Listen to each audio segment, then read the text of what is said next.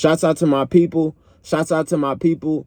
Sending love, positivity, and good vibes to my people. I hope you guys are having a good day. It's wet and rainy outside. The wind's blowing. So we back in the car. But we ain't stopping. We getting right back into the quote. So what's the quote of the day today? The quote of the day today is, effective teamwork begins and ends with communication. I'm going to say that one more time. What's the quote of the day today? Effective teamwork begins and ends with communication. Communication is key. Communication is so important. What is communication? Communication is sending or receiving information. So a lot of the times we basically view communication as listening or talking.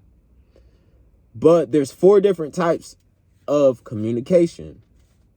What are the 4 different types? The 4 different types of communication is verbal, nonverbal, visual, and written. So verbal would be, a good example of verbal would be talking on the phone. Another good example would be face-to-face, like I'm doing right now. Or you probably would say face to screen. But you get what I'm saying. Basically, that is verbal. Somebody's speaking, somebody's listening. Nonverbal would be sign language, would be a good example. Another example would be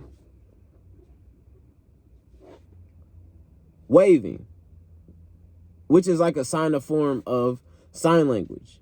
Because instead of me saying hi, me waving, you understand that I'm saying hi without me having to say it.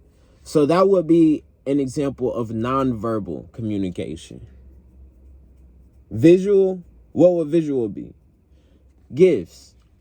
Have you ever got a text message where somebody sends you an image, and a lot of the times they're funny, they're humorous, and it continues the flow of the conversation. You get what the person is insinuating, but it's not them coming out with actual something written for you to read. Which gets into our 4th one, which is written. An example of written is sending out a text message with words, sending out an email, or writing a letter. So those are the 4 different types of communication. What are the 7 C's of effective communication? Because it's different in having communication and being effective. Effective is being good and efficient at communicating itself. So the 7 C's is consciousness, clarity, courtesy, consideration, completeness, and concreteness. I'm going to say it again. What are the 7 C's? The 7 C's are consciousness, clarity, courtesy, consideration, completeness, and concreteness. Those are the 7 C's to be an effective communicator. So, who are good communicators? Good communicators are everywhere. They're good communicators, and then there's bad communicators. Bad communicators are, I would say, bad bosses. Those are the one that jumps out to me, because we've all worked, and a lot of us worked in environments that weren't as ideal as we wanted them to be. A lot of the times it comes down to people and the way they communicate. If you have a boss and you're thinking in the back of your head, I can do the job better than you, or they repeat themselves, or they're not relatable as they can be, those are a lot of the times the bad bosses. What are some good bosses? The complete opposite. People who can relay a message. People that are trustworthy and honest. Those are good communicators. There's different variables, but it all comes down to being a good communicator. Another few examples would be police officer. We have good cops. You heard the analogy. We got our good cops and our bad cops. Another is lawyers. You have the mean lawyer that lock you up and throw away the key. And then you have good lawyers out there that aren't trying to throw the books at you. Don't want to just see you fall victim to statistics or whatever it may be. So those would be good lawyers. Another good example is we all went to school. We all had teachers. And we all had teachers we liked, and then we had teachers we didn't like. Well, a lot of the times, the teachers that we liked had better communication skills. They know how to relay with the student. They know how to communicate. They know how to be trustworthy and honest. So I keep saying, I'm using different examples, but it's basically the same analogies. To be a good communicator, you have to be trustworthy. You have to be honest. You have to know what you're talking about. But in the same sense, you have to know how to relate and have people understand and believe what you're talking about. So there's a lot of different examples of being a good and bad communicator. My dad, he was a coach. Seeing him in action, he had to have his students / athletes buy into his systems. He had to relate to his other coaches into buying into the system.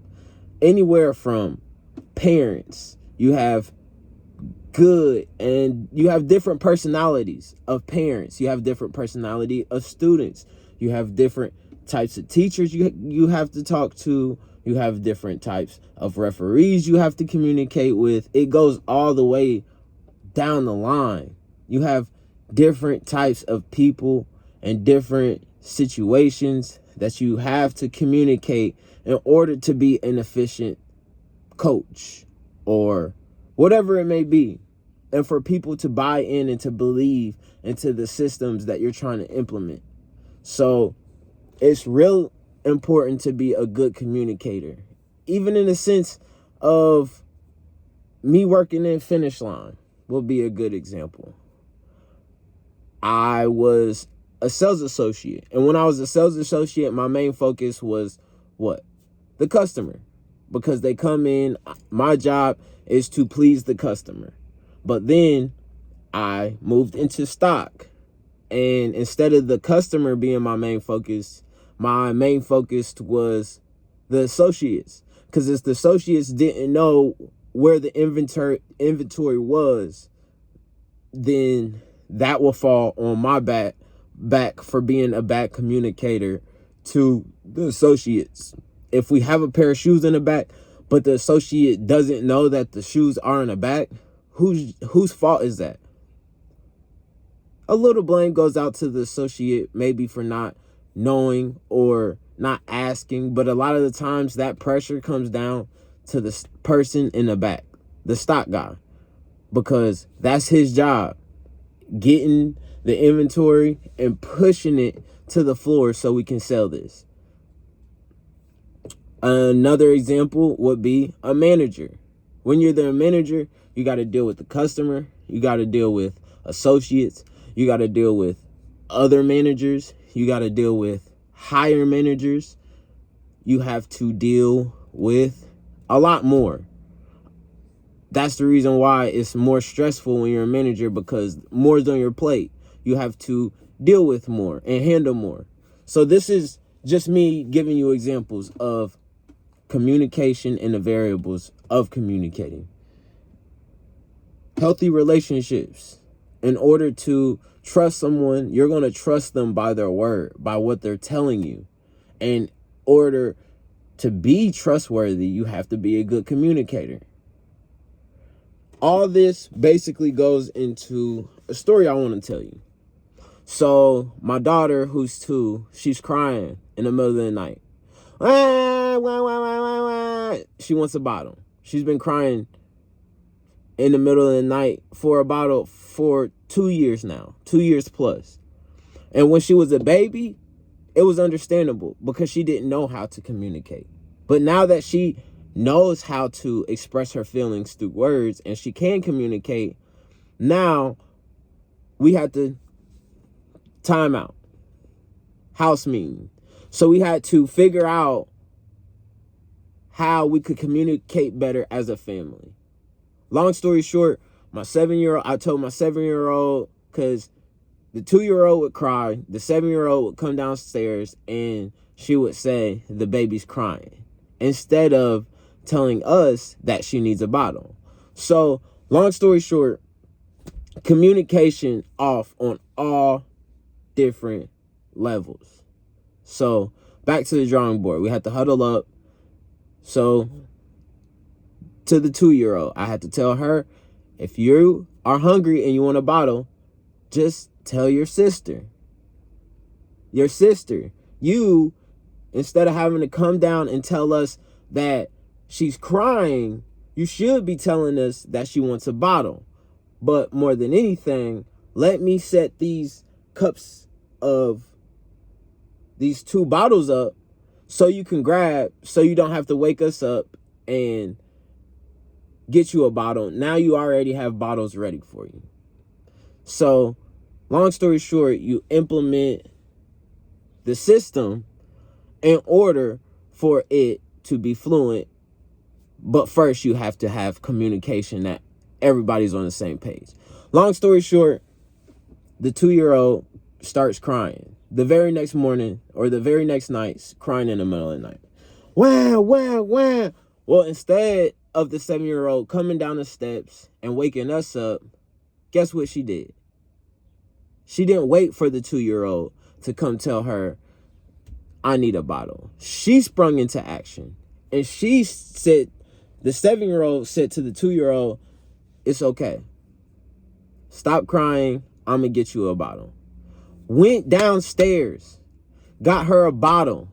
Not only did she get her a bottle, guess what? She gave both the dogs a puppy treat. Brownie points. And she goes up there, confides her sister, the 2-year-old, gives her a bottle, and now they're both sound asleep. Everybody in the house sleeping good, happy, and we're on to the next day. So I use that long example for the example of being an effective communicator. Me, I had to see what was going on. I had to unteach what was already taught, and then we had to implement a new system, which they bought into, and now everybody who was in the system of communication, we all won. So to be an effective communicator can be positives on so many different levels. Not just for one person, it can help the whole family. So, not going to rant. Be an effective communicator. See if instead of yelling or pleading or just seeing through your lens, see if you can see from a different viewpoint, a higher viewpoint. Because maybe you can implement a system that can affect everybody and affect everybody positively. Like I said, I ain't gonna rant. I love you guys. Keep coming with these quotes. You guys have a good day. I love you. Good vibes, positivity. Peace. I'm out.